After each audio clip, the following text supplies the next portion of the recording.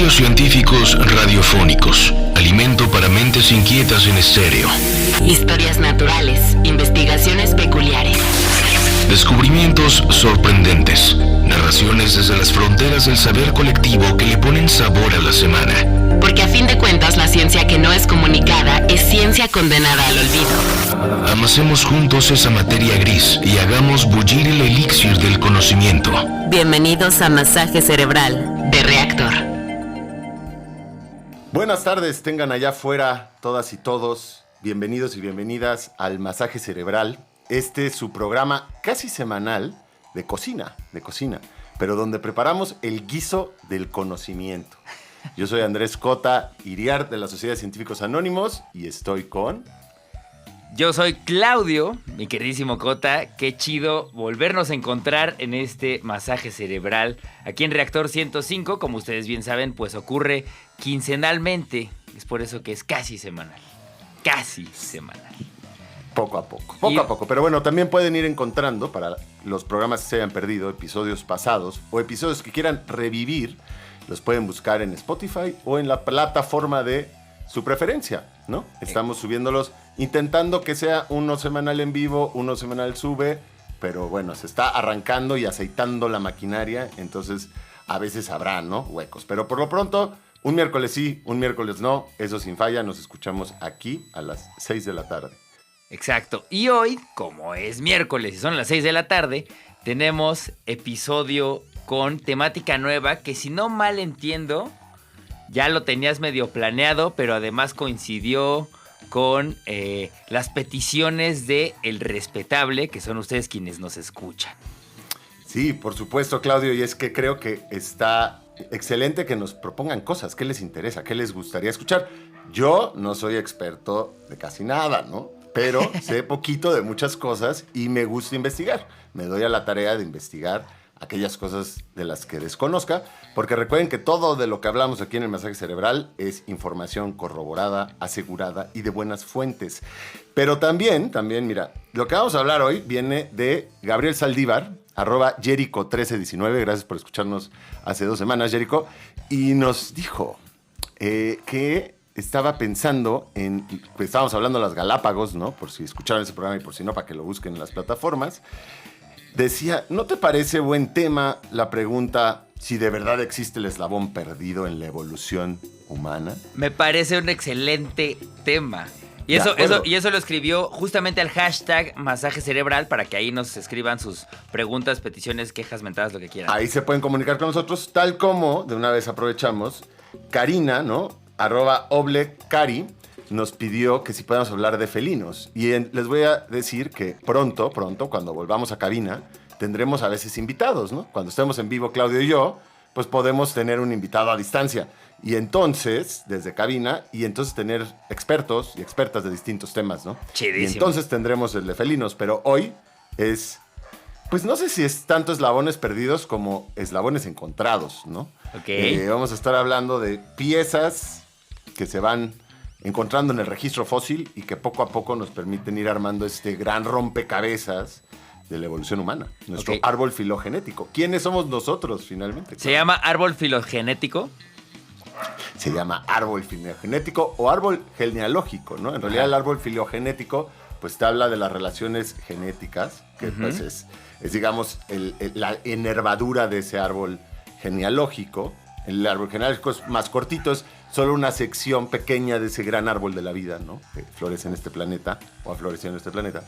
Y bueno, ¿dónde encajamos nosotros, los humanos? Por supuesto que en una rama más, ¿no? Ni más frondosa, ni más verde, ni más alta que el resto. Ni somos la punta de lanza de nada. No somos, sí. Es que exacto, o sea, qué bueno que sale este tema, porque yo y me imagino que mucha gente estamos acostumbrados a pensarlo como una secuencia una atrás de otra, como este planteamiento de los varios homínidos que terminan en el ser humano, como si vinieran secuenciados, ¿no? Y por lo que estás diciendo, en realidad son un montón de ramas interconectadas, pero que no son necesariamente una línea diagonal ascendente, ¿no?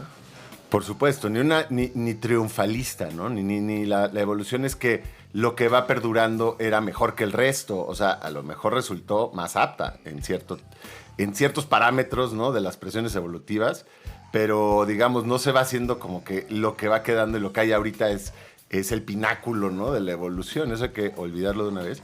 Y tienes razón, esta imagen clásica de los eslabones te sugiere una cadena.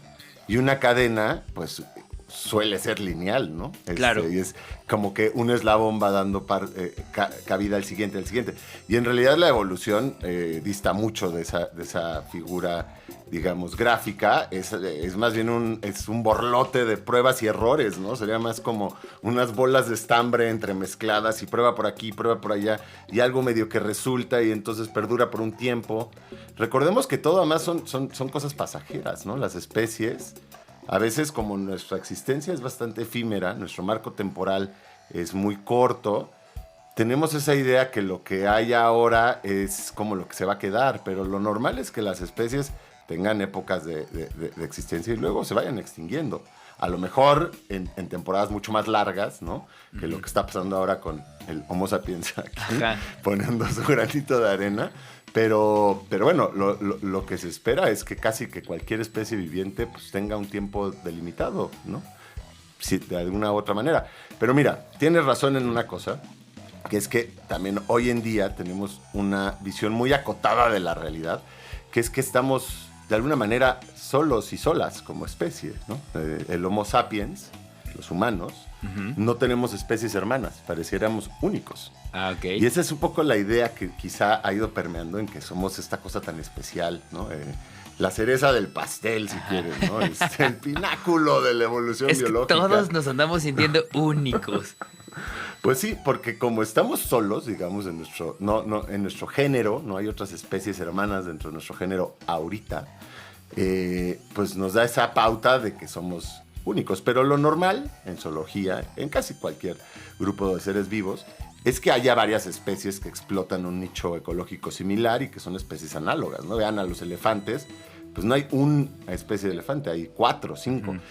Los rinocerontes, el mamífero grande que ustedes quieran, pues suele tener especies hermanas. Okay. Y nosotros las teníamos, y las teníamos hasta hace muy poco, ¿no? Okay. El problema es que ese muy poco, pues para mucha de la gente parece tiempo lejano, ¿no? Hace 50,000 años, hace 60,000 años, ¿no? Tan solo hace 50,000, 60,000 años había varios otros humanos, humanoides. Se usa ese término humanoide a falta de algo mejor, porque eran humanos en un sentido moderno de anatomía, digamos, ecológico, de comportamiento, de muchos de los atributos que pensamos son únicos del Homo sapiens. Pues estos otros grupos de homínidos, hermanos a nuestra especie, también tenían muchos de esos aportes. Poco a poco vamos a ir deselvanando esto, ¿no? Vamos a ir poco a poco, pero creo que lo más importante es eso. Si nos vamos unos años atrás en nuestra historia evolutiva, de hecho, durante la mayor parte de nuestra historia evolutiva, compartimos el planeta con, ahorita, al menos 6 especies, sabemos. Quizás 7, ¿no? Este programa viene también a ustedes a cuenta de que hace una semana se reportó el hallazgo de una más. Entonces, si se llega a aceptar esa nueva especie, el hombre dragón, por cierto, el Homo longi, ¡wow! Para no perder una constante en el masaje cerebral de siempre hacer guiños a China, ¿no? El hombre dragón, bueno, si se llega a corroborar es lo que claman los científicos antropólogos que han estudiado este fósil, pues entonces ya son 7 especies, ¿no? 7 especies análogas al Homo sapiens, los otros humanos, vamos a llamarles por ahora, ¿no? Los otros humanos con los que compartimos este planeta, pues durante varios cientos de miles de años, ¿no? Pensando en que los vestigios más antiguos del Homo sapiens, hasta ahora, nuevamente, el registro fósil es sesgado, ¿no? Mi querido Claudio, o sea, te va regalando pistas, te va regalando hallazgos, pero pues siempre hay que estar conscientes de que es una ventana pues muy limitada al pasado. Entonces, bueno, se van cambiando los paradigmas. Ahorita los vestigios, digamos el consenso de los expertos, expertas, es que los vestigios de Homo sapiens más antiguos son de hace 300,000 años, ¿no? En las estepas africanas. 300,000 años. Ahí fue el amanecer, el albor del Homo sapiens. Y en ese momento es que había otras 7 especies de homínidos en el planeta, ¿no? Ok, hasta hace 3,000 años habíamos 300,000 años. 300,000 años, perdón. 300,000 años. Yo, 3,000. Sí. 300,000 años había 7 equivalencias, digamos, como 7 especies de homínidos que estaban en distintas zonas, poblando ¿no? el planeta en distintos lugares. Sí. Ok. Sí. A lo mejor no en el continente americano. Poco a poco vamos a ir llegando a esto, ¿no? Y ahorita vamos a hablar de esos otros humanos, por supuesto. Pero me gustaría, querido Claudio, para no perder una costumbre, ¿no? Hay que hacer costumbres. Este programa es relativamente joven, hay que ir haciendo costumbres. Una de esas costumbres, sepan ustedes que nos están escuchando por primera vez, es que nos vamos a los cortes con una pregunta, ¿verdad? Y querido Claudio, la pregunta en esta ocasión es, ¿qué, en tu opinión, distinguió al Homo sapiens del resto de homínidos, del resto de humanos, humanoides, con los que compartimos el planeta? Un aporte que nos distinguió a nosotros del resto y que al final nos hizo ganar desde la carrera, porque lo cierto es que hoy en día estamos solos, ¿no? Como especie. ¿Ok? Entonces Vamos a ver. esa es la pregunta para regresando de este corte. ¿Qué nos distingue? ¿Qué nos distingue? ¿Qué es único del humano? Vamos a ver. Ok, vamos con esa pregunta al primer corte de este masaje cerebral. Estamos de vuelta en Reactor 105. No se despeguen, estamos hablando aquí de homínidos. Historias naturales, investigaciones peculiares, descubrimientos sorprendentes, masaje cerebral. Bien, ya estamos de vuelta en este masaje cerebral con mi queridísimo Andrés Cota y su servidor Claudio Martínez. Recuerden que se pueden comunicar al hashtag masaje cerebral para comentarios, dudas, quejas, mentadas o lo que ustedes gusten. Nos quedamos con una pregunta sobre qué diferenciaba al Homo sapiens de las otras 6 especies de homínidos que poblaban el planeta hace 300,000 años al mismo tiempo. Y a lo mejor, digo, que nos diferencia definitivamente del resto de animales, ¿no? También, ¿no? Ok. O sea, ahí va una pista. Entonces, ¿qué aporte tuvo el humano, no? O varios, pueden ser una serie de aportes. Pueden ser una... Ok, yo pensé en 2. Ok. Dos aportes. Una... Y además las dos son más o menos lo mismo, pero no. Utilizan la misma palabra. Ok. Domesticación del fuego. Ok. Y de otras especies. Muy bien. ¿Puede ser? Okay. ¿Estoy equivocado? Dirías dominio del fuego, dirías, ¿no? Sí, el dominio del fuego. O sea, el poder hacerlo, no solamente ir a colectarlo, digamos. Y la domesticación de otras especies. Dígase, no sé, lobos, caballos, etcétera. ¿Puede ser? Mira, Claudio, te voy a decir algo que además es lo que se suele pensar. Yo mismo pensaba cosas un poco así, ¿no? Antes de que me fuera revelado todo esto hace unos cuantos años que estuve trabajando en un documental sobre el amanecer del Homo sapiens. Uh-huh. Y ahí fue que me fui enterando de, pues, qué tan erradas estaban también mis suposiciones. Yo también, o sea, como que el fuego es algo que solemos intuir muy humano, ¿no? Y que nos distingue definitivamente del resto de la naturaleza. Eso es muy claro en el libro de la selva, además, nos lo explicó ahí el Rey Luis. Bueno, y hay como muchos referentes culturales que han propagado esa idea, como La Guerra del Fuego, ¿no? Esa gran película en la que crecimos en los 80s. O Ringo Starr, ¿no?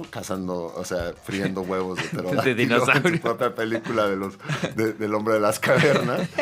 Pero no, fíjate que todos estos otros homínidos de los que vamos a empezar a hablar ahora, y les vamos a empezar a poner nombre, apellido y lugar de residencia, todos dominaban el fuego, ¿no? Las 7 especies, ok. Digamos, el uso del fuego, además, el dominio del fuego, pues te lleva a poder cocinar tus alimentos. Y cocinar tus alimentos te hace, pues, como que desatar unas cascadas nutritivas que de otra manera no hay.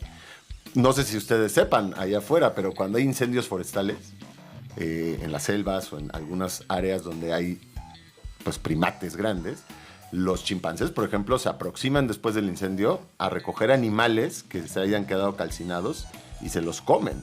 No solo los chimpancés, un montón de animales se acercan a buscar todos, o digamos, nueces que se hayan cocinado, o porque al cocinarse se complejiza la cuestión nutritiva, ¿no? Bueno, entonces definitivamente el fuego y cocinar los alimentos jugó un papel esencial en nuestra evolución, porque pues si tienes acceso a más nutrientes, ¿no? A más calorías, pues también tienes chance a que tu cerebro se desarrolle. Y si tu cerebro se desarrolla, pues ya sabes, ¿no? Pero no, te diría, todos los homínidos dominaban el fuego. Okay. Todos estos del género Homo, ¿no? Distintos representantes del género Homo. Todos, hasta donde se va viendo, o la mayoría, tenían representación simbólica abstracta hasta cierto grado, hacían grecas, ¿no?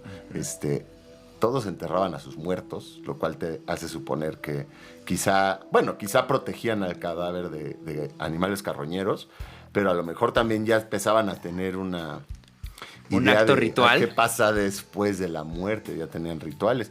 Todos usaban herramientas, por supuesto, cazaban. Mira, pensemos que estaba el Homo erectus, que es de alguna manera el papá de los pollitos, porque del Homo erectus venimos todos los demás. Uh-huh. Bueno, el Homo erectus rondó el planeta durante 2 millones de años. ¿What? 2 millones de años. Y se extinguió, los últimos vestigios, se extinguió hace apenas 100,000 años, ¿no? 117,000 años. Pero bueno, y tuvo una diáspora enorme, porque claro, el gran semillero de todas estas especies es África, ¿no? Casi todas las especies homínidas, bueno, uh-huh, hasta el momento que sugiere el registro fósil, digamos, el consenso es que pues se originan en África y luego migran desde ahí. Y la diáspora del Homo erectus fue mucho antes que la del Homo sapiens y llegó a muchos lados. A América no. En América es el continente al que no llegó, y obviamente a la Antártica tampoco, pero conforme iba llegando se iba estableciendo, y mucho tiempo después, imagínate, 2 millones de años es un montón de tiempo, pues algunos de los grupos que se quedaban aislados a lo mejor especiaban y daban origen a lo largo del tiempo a otra especie, ¿no? Del Homo erectus de alguna manera venimos nosotros también, uh-huh, ¿no? Pero bueno, teníamos neandertales, ¿no? En Euroasia, sí, en Europa, y que son de los más conocidos porque hasta ahora se toma como la especie más cercana a la nuestra, los neandertales. Ok. ¿No? Hasta ahora, quédate con ese hasta ahora, hasta hace poco, ¿no? Pero bueno, los neandertales vivieron hasta hace 40,000 años, hasta hace realmente muy poquito. Ok. Y pues coexistimos con ellos y nos reprodujimos con ellos, ¿no? En nuestro material genético puedes encontrar remanentes de los Homo sapiens, de las cosas con los Homos neandertales, uh-huh, y según que las poblaciones, pues tienes más o menos de ese material genético, ¿no?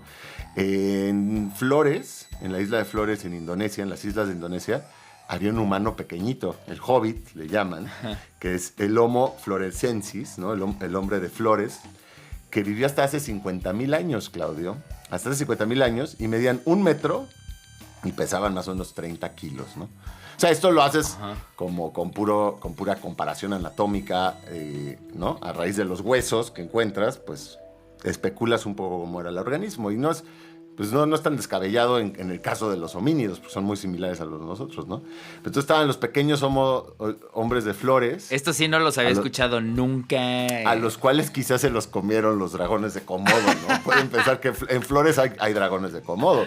Y no solo, en la época de ellos había la lagartija más grande que ha existido, que era la megalania, que medía 5 o 6 metros, imagínate. No, pues eso, es, ¿no? Que ahí sí hay una desproporción absoluta.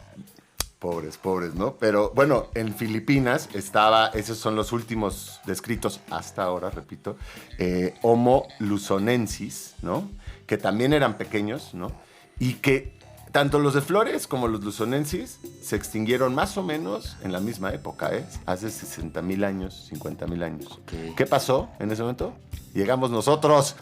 Es cuando nosotros empezamos a alcanzar Indonesia. Pero bueno, para nada más cubrir el mapa. En Alemania pues estaba el Homo heidelbergensis.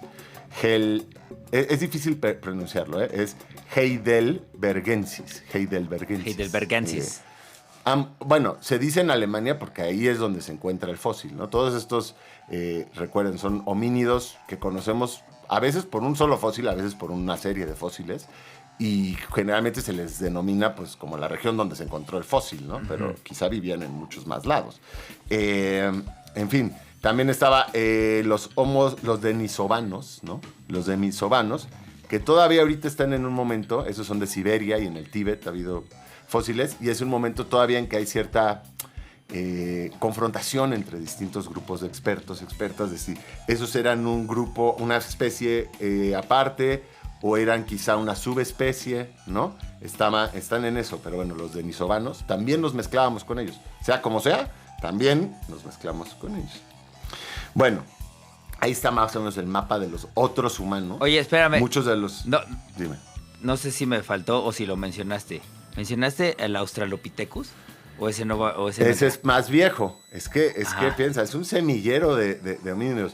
El Australopithecus es más viejo. Yo ahorita solo estoy hablando de los que con los que llegamos a compartir el planeta. Okay. Antes de que del albor del Homo sapiens, hubo muchas otras cosas. Va, perfecto. O sea, es es bueno saberlo porque como que a mí me enseñaron una lista, ¿no? Y entonces, de los que me acuerdo, mencionaste dos. Y entonces ahorita que salieron otros con otros nombres completamente distintos a los que yo me sabía, es porque justamente es otro momento. Sí, esto es ayer, ¿no? En tiempo geológico estamos hablando de ayer y antier. Ayer ya no estaban, ¿no? Es lo que vamos a hablar ahorita. ¿Qué pasó hace 50,000 años, entre 60,000 y 50,000 años, que hizo que nos quedáramos solos? Y eso me vuelve a unir a la pregunta del principio. ¿Qué es lo que nos distingue del resto? Todos ellos, todos los otros humanos, repetimos, hacían fuego. Todos los otros humanos enterraban a sus muertos, tenían rituales, usaban herramientas, tenían comunidades relativamente grandes, no civilizaciones. ¿Sí domesticaban a sus animales? No, la domesticación viene después y está aunada a lo que vamos a decir ahorita. O sea que todavía no nos vas a responder. Está buenísimo llevarnos la pregunta a dos cortes. Pero bueno, es para también darles tiempo a todos ustedes que están allá afuera. Mándenos ahorita con un tweet en @masajecerebral y díganos sus ideas. Hay premios. Todavía están a tiempo de ganarse un premio. Hay premios. Bien, vamos entonces a nuestro segundo corte de este masaje cerebral en el que estamos hablando de homínidos. Y regresamos en breve, no se despeguen. Están escuchando Reactor 105. Ciencia que no es comunicada es ciencia condenada al olvido. Esto es Masaje Cerebral. Bueno, estamos de vuelta aquí en Masaje Cerebral, su programa de cocina mental. Y estamos hablando de homínidos, estamos hablando de los otros humanos, ¿no? Nuestras especies hermanas con las que coexistimos a lo largo de buena parte de nuestra evolución y que hace 50,000 años desaparecieron de alguna manera o se fueron extinguiendo o las fuimos extinguiendo. Esa es una de las preguntas que ahorita vamos a responder, pero primero tenemos otra. Y Claudio nos va a dar su última teoría, ¿no? De qué es lo que nos distingue como humanos. O sea, ¿qué fue nuestro aporte como Homo sapiens que a lo mejor tuvo que ver con esta competencia con el resto de especies? Y bueno, ya habíamos dicho que no es el fuego, ¿no? No es la representación simbólica abstracta, no es usar herramientas, ¿no? ¿Se te ocurre una última posibilidad o la revelamos? Ay, no, me cuesta fácil, me cuesta mucho trabajo. O sea, no sé, porque podría ser ya una cuestión mucho más como de no naturaleza, porque no me gusta utilizar el concepto naturaleza humana, pero sí como de dominio de... Dime cuál es una aptitud que tú valoras mucho. Tú como músico, ¿no? Tú, Claudio, como músico y que además tienes clases con niños pequeños, ¿no? Y niñas pequeñas y es algo que nos resulta fascinante y que además quisiéramos inculcar en la educación en especial, porque a veces se olvida y que nos hace una cierta chispa, la... emoción, creatividad. ¡Creatividad! Sí. La creatividad, Claudio, la creatividad. Pero bueno, claro, la creatividad suena un tanto vago, ¿no? Ahorita vamos a ponerle puntos sobre las ideas de esa creatividad. No, es nuestra capacidad. Y fíjate que esto es algo ya, nuestra capacidad de entablar ficciones, nuestra capacidad de crear ficciones y entender ficciones. Y estas ficciones son, digamos, realidades intersubjetivas, ¿no? O sea, hay dos niveles de la realidad subjetiva, ¿no? Que es la que tenemos interna cada quien y que dista un tanto de uno en uno, y la realidad objetiva, ¿no? El mundo exterior, físico, incuestionable de alguna manera, salvo que seas filósofo y ya es otra bronca.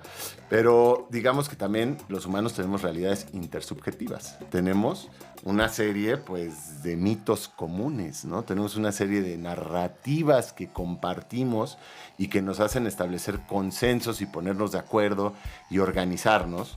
Y es que maquinamos entelequias, ¿no? Imaginarias, a las cuales les damos cuerpo y luego de alguna manera, nos arropamos a ellas. O sea, piensen que la religión, los derechos humanos, incluso la división política, la economía, nada de eso existe. Nada de eso existe en la realidad En el mundo objetiva. tangible.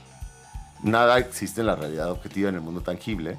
Son, de alguna manera, inventos nuestros, ¿no? Son conceptos que nos inventamos, son constructos sociales a los cuales nos amarramos, o sea, los ponemos ahí como algo que, o sea, y en un sentido lo que diría Yuval Harari, ¿no? Les recomiendo mucho que busquen los libros de Yuval Harari, si es que les interesan estos temas, ¿no? Tiene ese de Hombres a Dioses, en el que cubre todo esto, y luego ya tiene Homo Deus, que es un poco a lo que vamos, ¿no? Y un poco lo que dice Yuval Harari es que evidentemente estas historias, estas entelequias imaginarias, pues en un sentido no existen, pero en otro, discúteme si los dioses egipcios existieron. O sea, en un término, ¿no?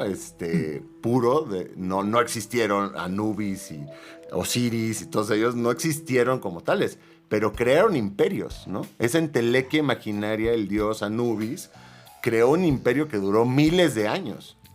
Entonces, estas realidades intersubjetivas, por supuesto que a la larga, si suficiente gente cree en ellas, es un mito compartido por suficientes personas, pues cambia la realidad objetiva, ¿no? Claro, sí. Ve la división política, Exacto, ¿no? exacto. Ve las fronteras que marcamos y cómo eso, pues viene siendo la desgracia de muchas especies que vivían ahí en un lugar en una raya imaginaria de estos changos que se imaginaron que hay una raya. Ajá.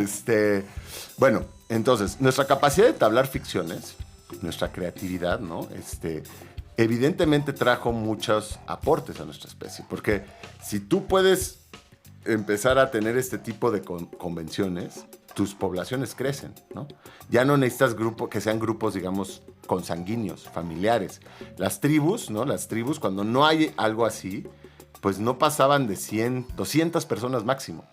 Es lo máximo que puedes tener como un grupo social que esté coercionado por consanguinidad o por relaciones. Y más allá no. Y si no puedes crecer más tu grupo social, pues no puedes desarrollar una sociedad, ¿no? Claro. Definitivamente. Claro. No puedes desarrollar una civilización, quería decir. Y en el momento que empiezas a crear historias, ¿no? Y nosotros somos el pueblo que cree en el dios lagarto, eso empieza a ser una coerción social potentísima. Y entonces empieza a crecer y empieza a haber también división de trabajo, ¿no? Por ejemplo, ¿por qué el señor sacerdote, que es el que nos cuenta todas estas historias, que es alguien que no produce comida, ¿no? Que no caza animales, que no teje ropa, o sea, que no me da ninguna... ¿Qué aporte me está dando? Pues me está dando el aporte narrativo, aporte espiritual. ¿no? Exactamente. La parte espiritual, pues, ha sido importante en el humano. Y estos constructos, digamos, ficciones, no solo son las espirituales, pero en parte sí. Entonces, ¿estás diciendo que el Homo sapiens se diferenció de los demás y la libró? ¿O sigue existiendo gracias a ser ideático? Sí, gracias a ser creativos. Y fíjate que esto es algo que, bueno, el registro fósil ya venía sugiriendo, ¿no? Y bueno, Yuval Harari, Sapolsky, un montón de antropólogos o gente que sé que estudia al humano de distintas disciplinas, pues ya se viene manejando esto como es probable, ¿no? Pero el año pasado, no, este año, en abril, Claudio, apenas en abril, se descubrió un equipo de científicos europeos que descubrieron una región genética, un grupo de 267 genes, ¿no? Que parecen estar ligados, si no es que a cargo de la creatividad. Y es un grupo de genes que no tienen los neandertales, que no tienen los chimpancés, ¿no? Y otros grandes simios, Y pues están empezando a hacer los análisis correspondientes en otros de estos homínidos. Pero si los denisovanos tampoco lo tenían, pues ya puedes estar empezando a pensar, a lo mejor esto es lo que nos hizo ser humanos. Y esta revolución cognitiva, ¿no? Digamos, giro de las tuercas sucedió más o menos al mismo momento que se empiezan a extinguir, ¿no? El resto de especies. A lo mejor hubo otras que se extinguieron antes, ¿no? Pero claro, porque una época era, ¿por qué se extinguieron las demás? ¿Las aniquilamos? ¿No? ¿Fue guerra? ¿O fue que nos cruzamos suficientemente con ellas como para que se embebieran dos especies y conformaran una sola? El material genético no parece sugerir eso, ¿no? Parece sugerir que sí hubo cruzas por poblaciones, ¿no? Pero no al grado de volvernos, ¿no? Uno mismo. De homologarnos. Ajá. Pero esta revolución cognitiva, estos genes, este paquete, viene acompañada obviamente de otras cosas. Por ejemplo, las neuronas espejo, que son las neuronas que tenemos aquí en el córtex prefrontal, y a lo mejor ustedes allá afuera han escuchado de ellas, que son estas neuronas, no solo las tienen los humanos, ¿no? Los cuervos, muchos monos, los delfines, un montón de animales las tienen en distintas cantidades, que es lo que te permite no tener que a la fuerza experimentar algo en carne propia, ¿no? Para poder aprender a hacerlo, sino observar a tu congénere, ¿no? A otro individuo, realizar cierta acción y te pones en su perspectiva, ¿no? Y entonces puede ser desde algo como, no tengo que tocar el fuego para imaginarme qué se siente, ¿no? Claro. Puedo verte a ti, tocarlo y decir, ¿no? Y no tengo que necesariamente yo, o sea, para aprender algo puedo observarte a ti hacerlo. Y de ahí adquiero ciertas habilidades, ¿no? Estas neuronas espejo pues se prenden cuando tú estás viendo a alguien más hacer cosas. Claro. Y están ahí activas y para tu cerebro es casi como si las estuvieras haciendo tú.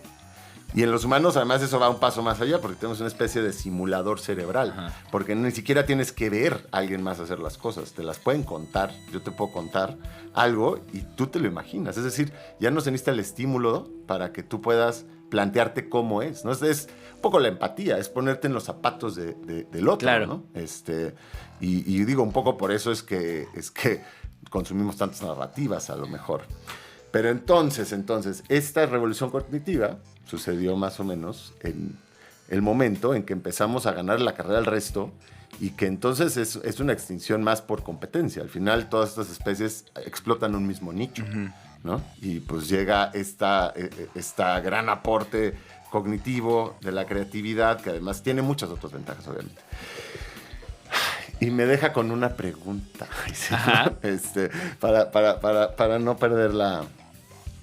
Nuestra nueva costumbre. Nuestra nueva costumbre, ¿no? No, es que en realidad quise abrir las preguntas para también el público que puedan participar. Entonces, no, vamos a seguir con este hilo ahorita que volvamos. Pero cuando estábamos mencionando a los otros homínidos, querido Claudio, me percato ahora que me faltó mencionar a uno, ¿no? Mencioné a varios y dijimos que al menos había 6, a lo mejor 7. Y sería buenísimo, si ustedes saben cuál se me pasó, que nos lo arroben y le pongan, ¿no? el hashtag de masaje cerebral por Twitter. A mí yo soy Coteiriart, ¿no? Claudífonos, de aquel lado. Y pónganle el hashtag masaje cerebral y díganos cuál era esa especie otra, ese otro homínido. Yo mencioné Erectus florescensis, mencioné Luzonensis, Neandertal, Denisovanos y Heidelbergensis. Quiere decir que faltó uno de esos 7. Falta uno. Y quien lo haga, el primero que lo haga, le vamos a dar un libro de la Sociedad de Científicos. ¡Vámonos! ¿No? Una antología de ensayo literario científico. ¡Hay premio! ¡Hay premio! Entonces nada más escriban ahí al hashtag masaje cerebral qué homínido se le pasó a mi queridísimo Andrés Cota y se llevan su libro. Entonces vamos a un último corte y estamos de vuelta en breve aquí en Masaje Cerebral por Reactor 105. Estás escuchando Masaje Cerebral de Reactor. Y ya estamos de vuelta en el Masaje Cerebral de Reactor 105. Estamos hablando, mi queridísimo Andrés Cota y su servidor. Bueno, yo estoy más escuchando que hablando, nada más estoy haciendo los apuntes de lo que no entendemos a mi queridísimo Andrés Cota sobre los homínidos, los últimos homínidos que poblaron la Tierra al mismo tiempo que el Homo sapiens, que es justamente el homínido al que pertenecemos. ¿Cierto? ¿Estoy en lo correcto? Exactamente. Estás en lo Eso. correcto, Claudio. Hagan apuntes porque aquí jala esto. Les dejamos aquí nada más claro que nos pueden contactar también a las redes de la Sociedad de Científicos Anónimos, ¿no? A científicosanónimos@gmail, si es que les interesan estos temas y quisieran algunos de los artículos en los que nos estamos basando, ¿no? Y también apuntar... Con todo el gusto se los mandamos. Y también apuntar que si ustedes van llegando tarde a este masaje cerebral, no se apuren. Una semana después está en plataformas para que escuchen completo el masaje cerebral y no digan, uy, ya llegué tarde, ya quién sabe de qué se trata. No, puedes entrar con tu falta, pero igual puedes escuchar después completo el episodio en las plataformas de audio que utilicen. Exactamente. Ahora, estábamos planteando que quizá la creatividad es nuestro mayor aporte como especie, ¿no? Entablar ficciones, entender ficciones y luego ponernos de acuerdo gracias a estas ficciones, a estas intelequias imaginarias, ¿no? Las narrativas, de ahí nace la narrativa. Y creo que a todos nos queda muy claro que la narrativa es fundamental. Bueno, ¿qué tan fundamental? Ahí les va otra pregunta, ¿no? De la revista Science se hizo un estudio, una encuesta, y de ahí salieron unas estadísticas que a mí me parecen muy reveladoras, que es, ¿cuánto dirías tú, Claudio, cuánto dirían ustedes allá afuera, que dedicamos en la actualidad a menesteres reproductivos al día, ¿no? Promedio por persona y promedio por vida, ¿no? Hay momentos de la vida, ¿no? En la adolescencia o cuando uno está criando a sus hijos que a lo mejor le dedicas mucho más, pero en promedio, ¿cuánto dedicas de tu día a día a las actividades reproductivas, el humano? Ok. Me lo preguntas a mí porque soy un hombre soltero que no tiene nada... Te lo pregunto a ti porque nadie puede gritarnos a través del altavoz, ¿no? Pero... O me querías hacer sentir mal porque estoy solo. No, hombre, no se proyecten. Es más, a lo mejor los solteros y las solteras dedican más tiempo a esto que los que estamos en pareja, ¿no? Uh-huh. ¿Quién sabe? A lo largo de... Ese es otro tema, pero bueno, les voy a decir, porque no tenemos mucho tiempo, pero es muy poco. Uh-huh. En promedio es muy poco. 5 minutos. 5 minutos en promedio del día son dedicadas a actividades reproductivas. Eso no quiere decir que no estés pensando todo el tiempo en esas cosas tampoco. No. Dedicado a la acción, ¿no? Pero lo cual parecería desde términos de vista evolutivos, pues como algo un poco torpe, ¿no? ¿Cómo es que esta especie que dedica tan poco tiempo a propagarse, ¿no? A multiplicarse, ha llegado, pues de alguna manera, a dominar el planeta por este momento? Y hacer tantos, o sea, qué bueno que no dedicamos más tiempo, porque ya con eso somos 7,500 millones de humanos, sí, ¿no? Sí, si le aumentamos 2 grados de calentura, ya con eso nos lo acabamos. Pero eso se los ponía ahí, para contraponerlo a cuánto creen que dedicamos a consumir narrativas al día. O sea, para contraponer cuánto dedicamos a reproducirnos y cuánto dedicamos a consumir narrativas. Narrativas en el sentido amplio del término, ¿no? O sea, pueden ser cosas audiovisuales, pueden ser podcasts, puede ser radio, puede ser literatura, puede ser la telenovela, puede ser leer su red social. Todo el otro tiempo. Casi. Bueno, en promedio entre 5 y 6 horas. Sopas. Depende un poco de la región del mundo, pero fíjate, entre 5 y 6 horas a consumir estas narrativas, que bueno, claro, si estas narrativas no tuvieran algún tipo de importancia, si no fueran relevantes para nuestra también supervivencia, pues entonces a lo mejor no las consumiríamos tanto, pero es que la verdad es que son imprescindibles para el desarrollo de nuestra especie, ¿no? Pero bueno, vamos a dejar eso tantito de lado. Les dejaría ahí como una recomendación que pueden buscar. Hay un libro de Jorge Volpi, bastante bueno, que se llama Leer la mente, uh-huh, donde habla mucho de esto, ¿no? De la ficción como el aporte fundamental del Homo sapiens, y también de lo que te permite esas ficciones. Te permite leer la mente del vato de al lado, ¿no? O sea, predecir lo que va a hacer, uh-huh, por supuesto. Pero bueno, nada más para darle también coyuntura a esto, me gustaría traer a colación que hace muy poquito, la semana pasada, salió una nueva especie de homínidos. Digo, salió a la luz, ¿no?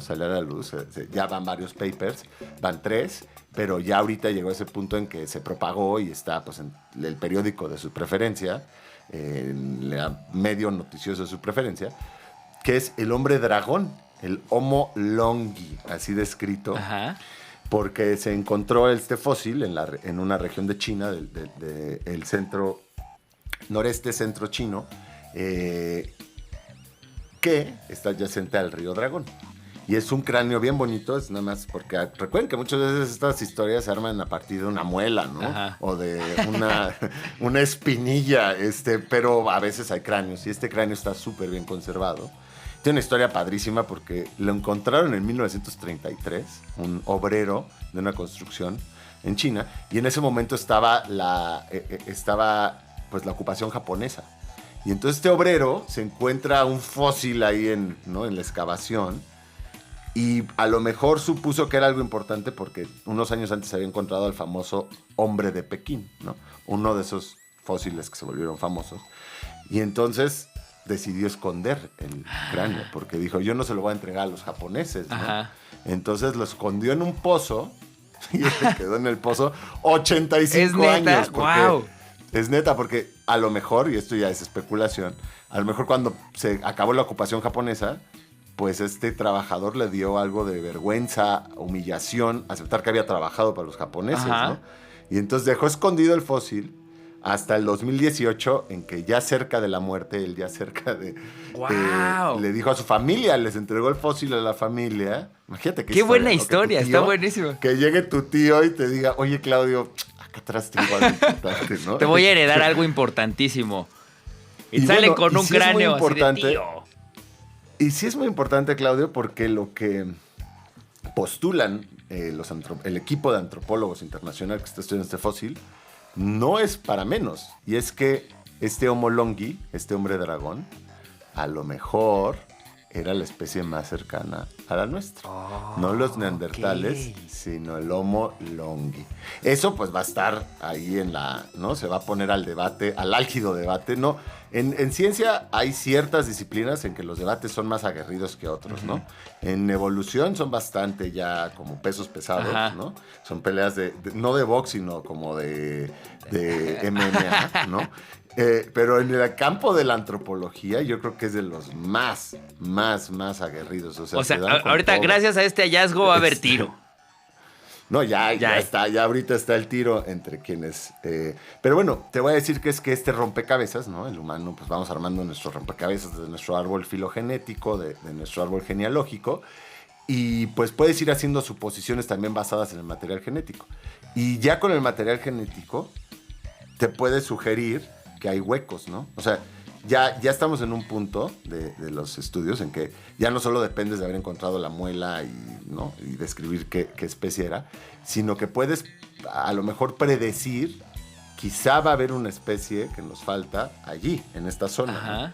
¿No? Y estudiando los genes de la gente de Micronesia, es otro estudio de hace poquito, pues se dan cuenta que hay un grupo de homínidos que no conocemos por el registro fósil, ¿no? O sea, empieza a haber unos huecos Ok, ahí. ok. O sea, es Entonces, un rompecabezas el Homo tal longi cual. Y te vas encontrando las Es un piececitas. rompecabezas tal cual. Y el Homo longi viene a encajar muy bien en uno de estos huecos Ajá. del rompecabezas. Y entonces vamos a ver en O qué sea, se puede desarrolla, llegar ¿no? el punto en el que falte ya no le vamos a llamar eslabón, que es justo lo que nos trajo a esta discusión, Sí, sino sí. como esas diferentes piezas que se te desaparecen, que pasaron la aspiradora y no las viste, ¿no? Que ya las puedes dibujar, digamos, ya las puedes ir medio Exacto. sabes qué es esa pieza, nada más no Las puedes ir antecediendo, Ok. ¿no? Antecediendo. Y bueno, me faltó decir, bueno, no me faltó, pero muchos de estos humanos, estos humanoides, nada más vamos a dejarlo así, estos otros humanos, pues tenían aportes, al menos en capacidades y aptitudes físicas, mucho más sobresalientes que los nuestros, ¿eh? Eran más grandes, Ajá. algunos más fuertes. El Homo longi, por ejemplo, tenía 7% más capacidad craneana, entonces su cerebro era 7% más grande. Ok. Y si es que en el tamaño del cerebro subyace su potencia, pues a lo mejor era bastante brillante. Órale. también, ¿no? Ajá. En fin, eso hay que tenerlo en cuenta. Y hay que tener en cuenta que los humanos no somos el pináculo de la evolución. No somos la maravilla de la creación. Tenemos cosas, ¿no? Muy Claro. chidas, evidentemente. Pero pues somos una especie más, una rama más del árbol filogenético. Y como tal deberíamos empezar a comportarnos, ¿no? Claro. Porque el antropoceno, ¿no? Ya tenemos nuestra propia era geológica, el antropoceno, Ajá. que es esta en la que estamos viviendo, y que ya es estrato fósil, ¿no? En el futuro, algún día nos extinguiremos. A merced de cómo van las cosas, a lo mejor antes que Fijo, después, sí. ¿no? Nos estamos tropezando con nuestros propios pasos como especie. Pero bueno, algún día nos extinguiremos y en el futuro será reducido a un estrato fósil más, ¿no? Nuestra época. Y ese va a ser el antropoceno. Y va a estar, pues, va a haber plástico, va a haber cosas que nunca antes, Ajá, ¿no? clay Se habían planteado Qué horrendo dejar ahí todo. Va a haber todo un reguero. concreto, ¿no? Un montón de concreto ahí, de cemento. Pero bueno, eso, Claudio, ha sido un gusto, como siempre, compartir el micrófono contigo y con todos los que están allá afuera para cocinar un poco de conocimiento y darles estos datos curiosos para que lleguen a su cena del viernes, ¿no? Y a su cita de Zoom del sábado por la mañana siguiente y tengan cosas que aportarles, ¿no? Esperamos que así sea. Y pues nos escuchamos aquí en 15 días. Perfecto. ¿No? Mi queridísimo Andrés J, temazo. Me encantó platicar de esto. Y además, justamente, porque ayuda a sacar ese viejo conocimiento anquilosado que nos narraron de un tipo, ¿no? De una forma y que resultó no ser tal cual. Entonces, esto ayuda muchísimo a esclarecer la mente de quienes nos escuchan y de su ser vivar. Así que pues muchas gracias por haber estado por acá, mi queridísimo Andrés Cota. Muchas gracias a ustedes, queridísimos Radio Escuchas. Esto fue el masaje cerebral de Reactor 105. Nos escuchamos en 15 días y recuerden escribir al hashtag masaje cerebral y si quieren sugerir temas, ahí está el espacio. Si llegaron tarde y quieren escuchar completos los episodios, están en las plataformas de su preferencia. Nos escuchamos la próxima. Pase usted. Buena tarde. Esto fue todo el masaje cerebral por hoy. En la siguiente emisión continuaremos alimentando las mentes inquietas de la radio pública A través de Reactor